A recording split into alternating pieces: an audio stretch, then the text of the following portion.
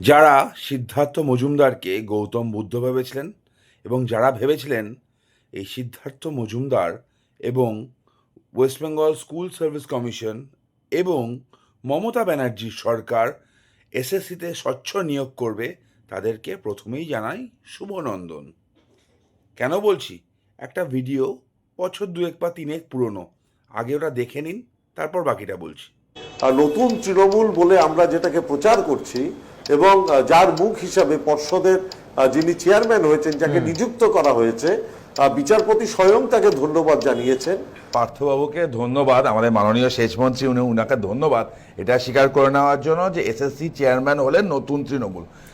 এই নতুন তৃণমূলের লোকজন যদি এসএসসির মতো জায়গায় বসে থাকে, যাদের বিরুদ্ধে অভিযোগ, তৃণমূল দলটার বিরুদ্ধে অভিযোগ, সেটা আলটিমেটলি যাবে কোথায়? আপনারা দেখলেন তো, যে সিদ্ধার্থ মজুমদারকে বসানোর পর তৎকালীন পশ্চিমবঙ্গ সরকারের সেচমন্ত্রী বলেছিলেন যে তিনি নাকি নতুন তৃণমূলের মুখ, তার কাছ থেকে স্বচ্ছতা আশা করছিলেন আপনারা। তো আপনাদেরকে তো শুভনন্দন জানাতে হয়। দেখুন, তৃণমূল মানে চোর, তৃণমূল মানে ডাকাত, প্রতিষ্ঠিত সত্য। নতুন তৃণমূল, পুরনো তৃণমূল দুটোই চোর, প্রতিষ্ঠিত সত্য।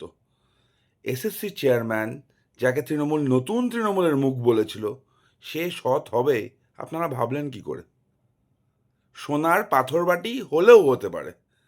তৃণমূল বা নতুন তৃণমূল বা তাদের কোনো মুখ সৎ হবে এই আশা যারা করে, তারা মূর্খের স্বর্গে বাস করছে। এসএসসিতে আবার গোলমাল হয়েছে, আবার উল্টোপাল্টা জিনিস হয়েছে এবং আবার যোগ্যরা বঞ্চিত হয়েছে। দায় তৃণমূলের, দায় West Bengal school service commissioner এবং অবশ্যই এই নতুন তৃণমূলের মুখ সিদ্ধার্থ মজুমদারের।